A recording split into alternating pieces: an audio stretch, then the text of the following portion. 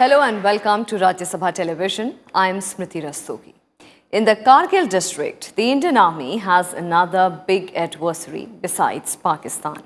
These are Avalanches. Over 1,000 Indian soldiers, including over 35 officers, have lost their lives in the Siachen Glacier-Saltoro Ridge region since April 1984. On Monday, 4 soldiers died after being trapped in snow for hours after an avalanche hit army positions in northern Siachen Glacier. 2 porters also died.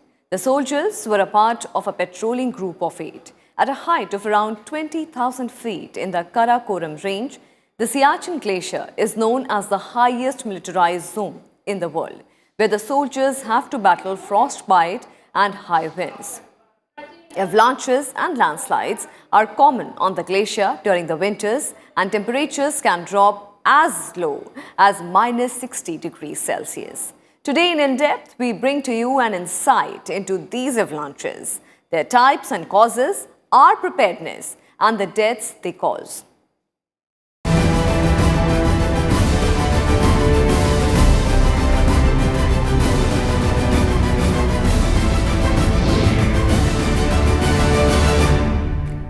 The Siachen Glacier, at the height of around 20,000 feet in the Karakoram range, is known as the highest militarized zone in the world, where soldiers have to battle frostbite and high winds. Avalanches and landslides are common on the glacier during the winters, and temperatures can drop to as low as minus 60 degrees Celsius. In the latest, 4 soldiers and 2 civilian porters were killed after their 8-member patrol was hit by an avalanche in the northern part of the forbidding Siachen Glacier. More details in this report.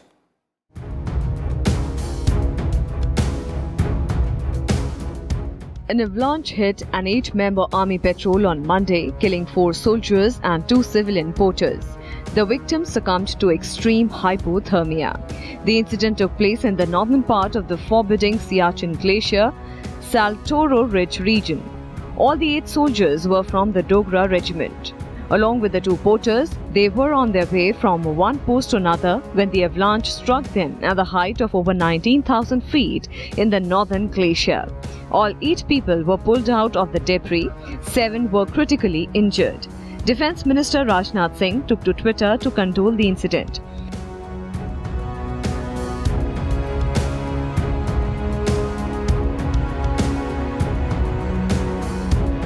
The Himalayan region is no stranger to avalanches.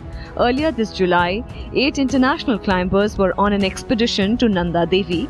They were hit by multiple avalanches while trying to scale a peak. 5 people were killed. The team was led by the veteran British mountaineer Martin Moran. It included 4 Britons, 2 Americans, an Australian and an Indian. In 2018, 6 people, including an army major, died, while 4 army personnel went missing due to heavy snowfall and avalanches in Gurez and Sonamarg region of North Kashmir. In 2017, at least 24 people, including 20 soldiers, were killed in a series of avalanches in Siachen Glacier. A group of 10 Indian soldiers died when an avalanche hit a military base in the region in February 2016. Since April 1984, over 1,000 Indian soldiers, including over 35 officers, have lost their lives in the Siachen Glacier-Saltoro Ridge region when India's Operation Meghdoot preempted Pakistan's Operation Ababil to occupy almost all the dominating heights from 16,000 to 22,000 feet. So Siachen area is very, very prone to avalanches. The reason why Siachen is such recurrent avalanches we have in Siachen is because of the geographical location, and secondly, temperatures drop to minus 60. The soldiers there, the army which is defending the line of control, either side, either Pakistan or India, they both face very, very harsh climatic conditions. So there is nothing much that man can do. We cannot fight nature to this extent that we can control an avalanche. But yes, it is very sad that we have lost a total number of 8 people today itself at the Siachen. Siachen Glacier is known as the highest battlefield in the world. Besides Pakistan, another big adversary for the Indian Army here are avalanches. About 300 avalanches take place in the region every year, causing several casualties. The Army is constantly researching and developing innovations to prevent avalanches or reducing their impact. Some of these measures include Snow and Avalanche Study Establishment that detail the level of avalanches from normal to highly dangerous. Some of these measures include the avalanche mitigation walls, avalanche detection devices, and winter route markers. The Siachen Glacier, at the height of around 20,000 feet in the Karakoram range, is known as the highest militarized zone in the world, where the soldiers have to battle frostbite and high winds. Over the years, the Army has taken additional measures to prevent casualties due to the avalanches. These include strict instructions for all the soldiers and porters to strictly adhere to the drills and guidelines when traversing avalanche-prone slopes. Bureau Report, Rajya Sabha TV. Avalanches are powerful natural events. They strike suddenly, and it's difficult to predict with certainty when and where the avalanches will happen. In this report, let's talk about the deadliest avalanches chronicled throughout history.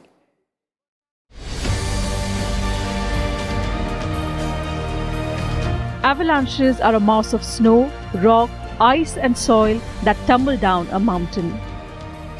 Avalanches strike suddenly and can be deadly, especially for those living in foothills or the base of mountains in cold climate. In 1970, a 7.7 magnitude earthquake off the coast of Chimbote in Peru set off the deadliest avalanche in recorded history. Seismic waves jarred free a mass of glacial ice and rock that cascaded down the 21,860-foot north peak of Nevada's Huascaran on Mount Huascaran, Peru. Moving at an estimated speed of 250 meters per hour, the mass quickly descended the face of the mountain, wiping the villages of Yunge and Randrarirka off the map, killing more than 20,000 people. More than 200 people died in Blons village in Western Austria in January 1954 after two avalanches. Most of the dead victims were rescue workers who were digging out victims of the first avalanche and were killed by the second. 13 December 1916 became known as White Friday after thousands of soldiers from Austria and Hungary and Italy were killed by avalanches in the Dolomites. In August 2008, 8 climbers were killed after being swept down Mont Blanc in France. The dead included victims from Germany, Switzerland and Austria. An avalanche, reportedly triggered by a mild earthquake, killed 40 climbers in the remote Pamir Mountains in the Soviet Union near the Chinese border in July 1990. The victims were from the Soviet Union, Czechoslovakia, Israel, Switzerland and Spain. 11 mountaineers on the world's second highest mountain K2 were killed in August 2008 when an avalanche swept away their fixed ropes after they had scaled the summit. At least 125 people were killed as the Kolka Glacier collapsed on the Russian village of Nizhny Karmadon in September 2010. Among the casualties were a film crew of 27, including the famous Russian actor Sergei Bodrov Jr. In February 2010, as many as 20 avalanches triggered by heavy winds and rain at the Salang Pass in the Hindu Kush mountain range buried 2 miles of highway and killed nearly 172 individuals. Many cars were trapped in the nearby 2-mile-long tunnel that connects Kabul with northern Afghanistan. The worst avalanche in India occurred in the tribal district of Lahaul-Spiti in the winter of 1979. In March 1979, the world's tallest mountain range witnessed one of the most deadly disasters in India's history. Several days of heavy snowstorms in the Himalayas set off a chain reaction of avalanches that flooded the Lahaul Valley. 20 feet of snow piled up in the valley, burying over 200 people. See, we've had many incidents of harshness of avalanches. It might be a beautiful thing to see a glacier, but when it converts itself into an avalanche, it becomes a disaster. Some of the main avalanches I can refer to is one in Switzerland in 1618, then we have the one in USA in Wellington, the Lahaul Valley in India in 1979 and recently at Siachen. There are many other parts of the globe where you can see the strong avalanche, like Alpine country, France, Austria, Switzerland.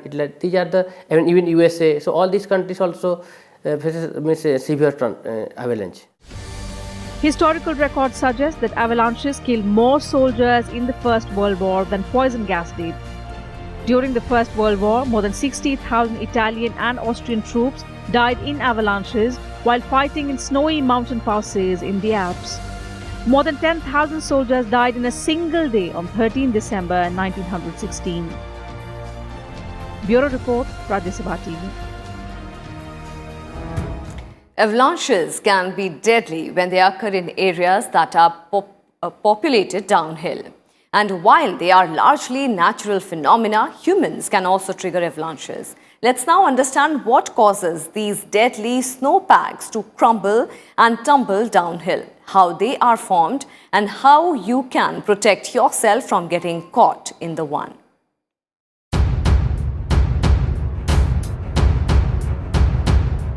Avalanches are falling masses of snow and ice that threaten everyone on a snowy mountainside. As beautiful as they are when seen from afar, they are deadly for those who get caught in them. The recipe for an avalanche may seem simple, a mountain slope and a thick layer of snow, but it's actually a trifecta that causes avalanches: terrain, snowpack and weather conditions. Avalanches are a natural occurrence, but human factors also contribute to their formation. Avalanches come in many shapes and sizes. Many times avalanches are small slides of powdery snow that move as a formless mass downslope. But avalanches can be disastrous when massive slabs of snow break loose from a mountainside. This mass of snow then shatters like broken glass as it races downhill, sometimes traveling as fast as 100 miles per hour. Snow slides can start on slopes that have at least a 30-degree incline, but they occur most frequently on slopes of 35 to 50 degrees. Although avalanches need a slope to start, large avalanches can accelerate downhill with sufficient momentum, allowing them to cross flat terrain for short distances. Yeah, avalanche, because this is because of the excessive snowfall. What happened during November to March, actually this is the window, and sometime even also in the April, this is the time whenever there is some western disturbances passes, and after the western disturbance passes over the region, there is accumulated snowfall is there. So when a lot of excessive snowfall is there, so the snow stability layer means it is disturbed. So when excessive snowfall and when the slope of mountain is about 30 degrees like that, so that becomes a favorable and the avalanche occurs. So that's why this is the recent case also was like that. On WD passed, and after that the snowfall happened, and accumulation of snowfall in a certain slope, it occur the avalanche. Avalanches can essentially be classified into three main components: the starting zone, the avalanche track and the runout zone. They are launched from the starting zone, which is usually the most unstable part of the slope, generally high up on the mountain. Once the avalanche begins its slide, it continues down the avalanche track, which is the natural path it follows downhill. An avalanche finally comes to a stop at the bottom of a slope or in the runout zone where the snow and debris pile up. Avalanche is basically a mass of snow or ice, and it could also include rocks which descends down a mountainside. So there are many reasons of an avalanche formation. Some of them are natural and some are even man-made. Avalanches mostly occur during the winter months between December and April in the northern hemisphere. The highest risk period is during and immediately after a snowstorm, when the underlying snowpack that comes under pressure by a quick deluge of snow can cause a weak layer beneath the slab to fracture. Human-triggered avalanches start when somebody walks or rides over a slab with an underlying weak layer. The weak layer collapses, causing the overlaying mass of snow to fracture and start to slide. Earthquakes can also trigger strong avalanches. Slopes that are generally shaded from direct sun stay cooler. This cold prevents bonding between snow layers, leading to more avalanches in cold conditions. On the other hand, in the spring season, sunny mountainsides have a higher risk of avalanches because of rapid warming and melting. So they are basically, we can categorize avalanches into 4 types. The first, maybe we can say it's the loose snow. So when there is a fresh snowfall and it's unable to grip itself to the mountain, that time when the snow moves down, so that also causes an avalanche, which is a loose snow. Then there is a slab avalanche. Slab is the formation of ice into a large block of slab which slips down a mountainside. We also have a variety of one category of avalanche which is the dry, and one avalanche is the wet avalanche. So the wet avalanche is when there is fresh, suppose there is rainfall. So the snow which is already on the mountain is unable to hold itself, so it slips down. So these are the 4 kind of avalanches. And see, as we just said before, that everything is not natural. Now man is encroaching nature in such a harsh manner that avalanches are occurring quite rapidly throughout the globe. So how can you keep yourself safe from getting caught in an avalanche? Experts recommend hiking and traveling earlier in the day. They say since weather conditions change rapidly, warmer daytime temperatures create a higher risk of avalanches. You also need to stay vigilant of your surroundings when outside on a snow-covered slope. This may help you avoid causing or getting swept up in avalanches. With inputs from Vipul Agrawal, Bureau Report, Rajya Sabha TV. Several studies on the effects of global warming predict major implications in the Himalayan region. Reports also suggest that winters in Himalayas are getting warmer, which invariably increases the risk of avalanches. Here is a detailed report. The tallest mountain range in the world, the Himalayas, are part of a region known as the Third Pole. These mountains along the Tibetan Plateau and the Hindu Kush Mountains are home to the largest permanent ice mass outside of the Arctic and the Antarctic. But unlike the far north and the far south, the third pole, spanning 5 million square kilometers, has a direct impact on more than 40 million people living in the Himalayas and also on nearly 3 billion people living in the river basins. According to a recent study published in the US-based National Academy of Sciences journal, warmer winters and early spring in recent decades have led to an increase in the frequency of snow avalanches in the western Indian Himalayas. The study, published in the journal, was conducted by researchers from the University of Geneva, Switzerland. Scientists anticipate that the likelihood of avalanches will increase as average temperatures go up. Climate change is the biggest factor of any natural disaster that we can think of. An avalanche is basically caused more nowadays because of global warming. Man is encroaching land. Because of urbanization, we do not understand the limits at where we have to stop. We keep on going, and global warming is increasing to such a limit today that you see rivers, they are flooding, you see mountains, they are depleting, deforestation, lot of things are happening. But when it comes to these huge and mighty mountains, we have to be more cautious. Two new studies suggest that winters in Himalayas are getting warmer, which is increasing the risk of avalanches. So far, monitoring the trends and effects of changing climate in the Himalayas has been challenging because of the high altitude and rugged terrain. But now, with the help of mountaintop observatories, the Snow and Avalanche Study Establishment in Chandigarh has analyzed trends in winter temperature and precipitation in the northwestern Himalayas and Karakoram from 1991 to 2015. Over this 25-year period, winters in the northwestern Himalayas have become warmer and wetter with less snowfall. Level of warning means what? Degree of warning means high, moderate, risk, etc. of avalanche.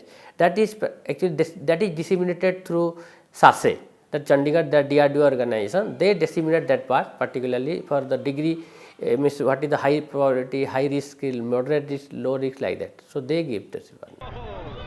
The special report on oceans and cryosphere in a changing climate, prepared by the Intergovernmental Panel on Climate Change, said that glacier retreat and snow cover changes have already contributed to localized declines in agricultural yields in high mountain regions, including the Hindu Kush Himalayas. The report also said that currently more likely climate change scenarios suggest regional temperature increases between 3.5 and 6 degrees Celsius by 2100. According to the report, floods will also become more frequent and severe in the mountainous and downstream areas of the Indus, Ganga and Brahmaputra river basins in the HKH area because of an increase in extreme precipitation events. The IPCC report, which was approved on September 24 this year by 195 member countries, will be a crucial scientific input at the 25th Conference of Parties at the United Nations Framework Convention on Climate Change at Chile in December this year. With inputs from Vipul Agrawal, Bureau Report, Rajya Sabha TV.